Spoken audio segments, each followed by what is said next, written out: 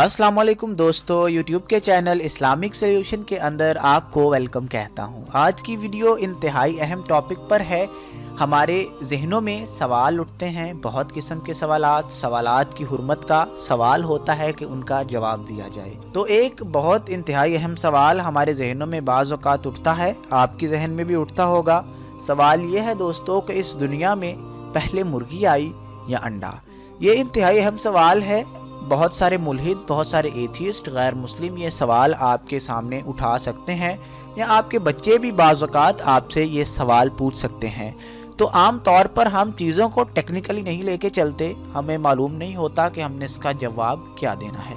तो इस वीडियो में आपको बताया जाएगा कि इसका जवाब क्या है, और आया कि पहले मुर्गी आई थी या अंडा आया था। साइंस क्या कहती है, बायोलॉजी क्या कहती है, इस्लाम क्या कहता है। और अगर कोई मुल्हिद या एथियस्ट या नॉन मुस्लिम आपसे सवाल पूछ ले तो उसे जवाब किस तरह से देना है।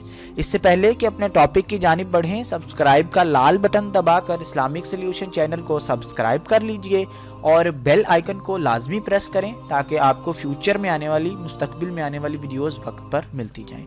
दोस्तों, सबसे पहले हम साइंसी एतबार से चलिए बात कर लेते हैं कि पहले अंडा आया था इस दुनिया के अंदर या मुर्गी आई थी। इसके लिए साइंस को थोड़ा बहुत, बायोलॉजी को समझना पड़ेगा, बायोलॉजी का थोड़ा सा इल्म होना ज़रूरी है। तो मैं आपको मुख्तसरन बताता हूँ। दोस्तों, एक मुर्गी के अंदर ओवरीज होती हैं। ओवरीज इस बात को यकीनी बनाती हैं कि वो अंडा तख्लीक कर सके। अंडा ओवरीज की मदद से बनता है, जो अंडा हम खाते हैं या जिस अंडे से चूज़ा निकलता है। दोस्तों, जाहिरी सी बात है कि अगर ओवरीज नहीं होंगी तो अंडा नहीं बन सकता। साइंस ये कहती है, आज की modern theory of biology, modern theories of reproduction और लॉज यही कहते हैं। दोस्तों, अंडा बनने के लिए जो सबसे अहम चीज़ चाहिए हुए होती है वो होती है OV17 नामी प्रोटीन। ये प्रोटीन दुनिया में किसी और जगह पर नहीं पाई जाती सिवाय मुर्गी के जिस्म के। ये प्रोटीन मुर्गी की ओवरीज के अंदर पाई जाती है, और अगर ये प्रोटीन ना हो तो अंडे का छिलका नहीं बन सकता। यानी कि अंडे का छिलका नहीं बन सकता तो पूरा अंडा ही नहीं बन सकता, और अगर छिलका अंडे में से निकाल दिया जाए तो उससे चूज़ा नहीं निकल सकता, और अगर चूज़ा नहीं निकल सकता तो मुर्गियों की नस्ल आगे नहीं बढ़ सकती। तो इससे ये बात वाज़े हो जाती है, साबित हो जाती है साइंटिफिकली, साइंसी एतबार से कि पहले मुर्गी का होना ज़रूरी है सबसे पहले, और उसके बाद अंडे का जिक्र आता है या अंडे का वजूद हो सकता है। अंडा हो ही नहीं सकता जब तक मुर्गी ना हो, क्योंकि अंडे को बनने के लिए OV17 नामी प्रोटीन चाहिए जो मुर्गी के अंदर होती है। तो साइंस कहती है कि सबसे पहले मुर्गी आई थी, और उसका साइंसी जवाब भी आपके सामने रख दिया गया। मज़हब क्या कहता है, हमारा दीन क्या कहता है, अल्लाह ताला ने, रसूलुल्लाह सल्लल्लाहु अलैहि वसल्लम ने हमारे सामने कौन सी तालीमात रखी। दोस्तों, रसूलुल्लाह सल्लल्लाहु अलैहि वसल्लम पर जो किताब कुरान करीम उतारी गई, उसमें अल्लाह ताला ने बयान फरमाया कि हमने इस दुनिया में हर चीज़ को जोड़ा जोड़ा पैदा किया। यानी कि अगर इंसान बनाए तो उनका सबसे पहला जोड़ा हज़रत आदम अलैहिस्सलाम और अम्मा हव्वा अलैहिस्सलाम को पैदा किया, और उससे इंसानियत की नस्ल चली। दोस्तों, इसी तरह अल्लाह ताला ने मुख्तलिफ जानवरों, चरिंद परिंद, मुख्तलिफ मखलूक़ात के जोड़े बनाए जिनसे आगे उनकी नस्लें बढ़ी। इसी तरह से दोस्तों, साइंस भी इस मौके पर आकर फेल हो जाती है, फ्लॉप हो जाती है, जवाब देने से कासिर रह जाती है कि जब उसको कहा जाता है कि पहली मुर्गी कहाँ से आई। दोस्तों, तो बिल्कुल उसे वहाँ पर आकर वो फंस जाते हैं, वो आपको जवाब नहीं दे सकते कि पहली मुर्गी कहाँ से आई। हाँ, उसमें मुख्तलिफ थ्योरी ऑफ एवोल्यूशन, इसको बुनियाद बनाया जाता है बाज़ मुल्हिदीन की जानिब से कि थ्योरी ऑफ एवोल्यूशन, सबसे पहले छोटे जानदार थे, उनसे बड़े जानदार बने, उनसे बड़े जानदार बने। लेकिन दोस्तों, ये कहा जाता है, ये भी बायोलॉजी कहती है और साबित शुदा लॉ ये कहता है कि DNA एवोल्यूट नहीं हो सकता, यानी कि DNA के अंदर एवोल्यूशन नहीं आ सकती। एक बैक्टीरिया का DNA एवोल्यूशन के ज़रिए मुर्गी कभी नहीं बना सकता, चाहे उसको कई लाखों साल क्यों ना रख दिया जाए। आज DNA टेस्टिंग जो की जाती है वो इसी बुनियाद पर की जाती है कि DNA इंसान का इस दुनिया में मौजूद किसी और मखलूक से मैच नहीं कर सकता, किसी और इंसान से भी मैच नहीं कर सकता, اور نہ DNA کے اندر کوئی خود بخود تبدیلی ہو سکتی ہے اور نہ اس کے اندر کوئی مینوپولیشن کی جا سکتی ہے۔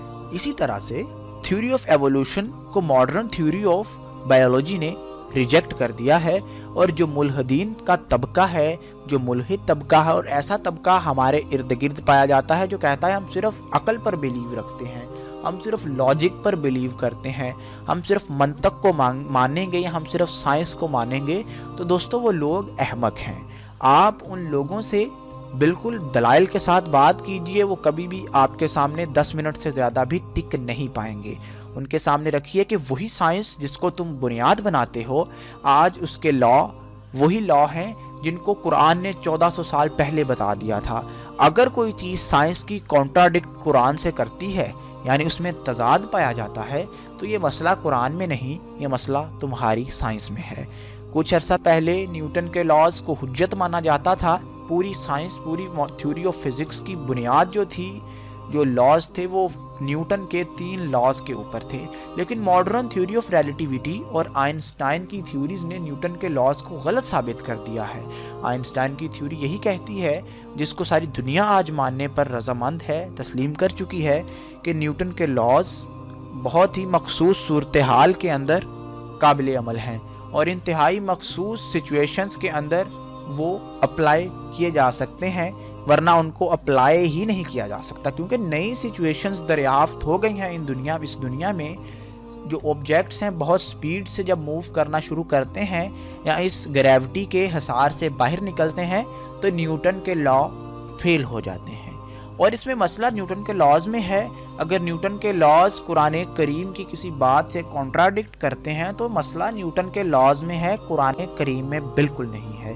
قرآن کریم کے ایک حرف کو جھٹلانے والا شخص پورے قرآن کریم کا منکر ہے، اور اس پر ہر فرقے، ہر دنیا کے ملک اور ہر جگہ کے علماء اکرام کا اجتہاد ہے کہ قرآن کی ایک آیت سے انکار کرنا پورے قرآن کریم کی آیت سے انکار کرنے کے مترادف ہے، اور قرآن کریم کا انکار کرنے والا شخص بالکل مسلمان نہیں ہو سکتا، وہ کافر ہے۔ تو یہ اصول طے ہوا کہ کوئی شخص اگر قرآن کریم کی ایک بات کا بھی انکار کرتا ہے، کہتا ہے کہ میں اس کو نہیں مانتا یا میری عقل نہیں مان رہی، تو وہ شخص کافر ہے۔ یہ کہا جا سکتا ہے، اتنی ریلیکسیشن دی جا سکتی ہے کہ قرآن کریم کی یہ بات میں اسے مانتا ہوں، میں اس کی وحدانیت، اس کی حقانیت کو مانتا ہوں، اس کی سچائی کو تسلیم کرتا ہوں، لیکن یہ میری سمجھ میں نہیں آ رہی۔ میں اس کی سمجھ لگوانے کے لیے علماء اکرام سے رابطہ کر رہا ہوں، میں سائنسدانوں کے پاس جا رہا ہوں، میں اس کی جستجو کر رہا ہوں کہ یہ بات میری سمجھ میں آ جائے۔ یہ چیز تو کہی جا سکتی ہے، اس کی گنجائش ہے، لیکن یہ کہنا کہ میں اس کا انکار کرتا ہوں، تو پیارے بھائی، جو شخص ایسا کرتا ہے، انکار کرنے والا یعنی کفر کرنے والا مسلمان نہیں ہو سکتا۔ تو ملحدین کو قابو کرنے کا، ان کو گھیرنے کا واحد طریقہ یہ ہے کہ انہیں کہا جائے کہ تم سائنس کے قوانین جن کا اپنا سر اور پاؤں موجود نہیں ہے، سائنس کا ایک قانون آتا ہے، اس کے کچھ سال کے بعد، 50 سے 60 سال کے بعد کوئی ایسا قانون آ جاتا ہے جو پرانے قوانین کی دھجیاں بخیر دیتا ہے، اور یہی سائنس کہتی ہے کہ جو 30 سال پہلے ہم کہتے تھے وہ غلط تھا اور آج والا صحیح ہے۔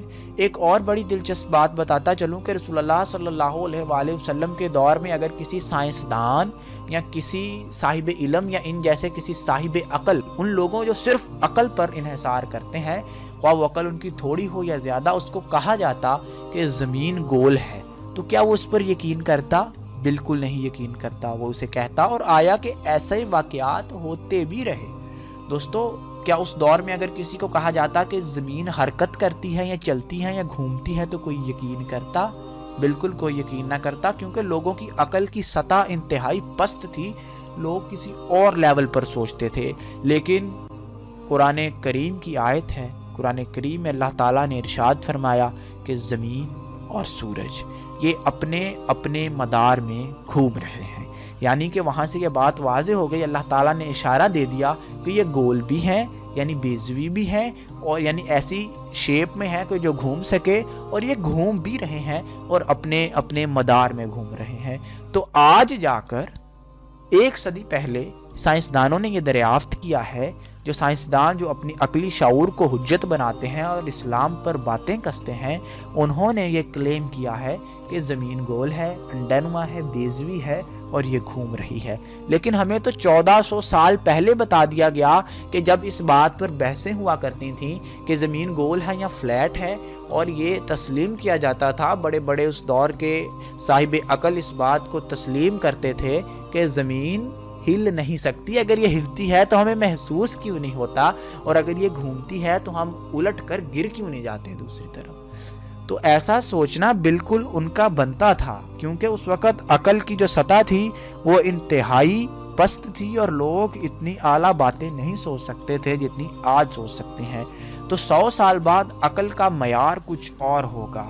تو دوستو، قرآن کریم یا اسلام ایسی چیز نہیں ہے جس کو عقل کے معیار پر تولا جائے، بلکہ سائنس ایسی چیز ہے جس کو قرآن کریم کے معیار پر تولا جائے، اور ہر مسلمان کا ایمانی فریضہ ہے کہ اگر کوئی ایسی چیز اس کے سامنے آئے سائنسی جو قرآن سے متصادم ہو یا دین سے متصادم ہو، تو وہ بالکل اس کا انکار کر دے۔ قرآن کریم پر شک نہیں کیا جا سکتا، سائنس پر شک کیا جا سکتا ہے۔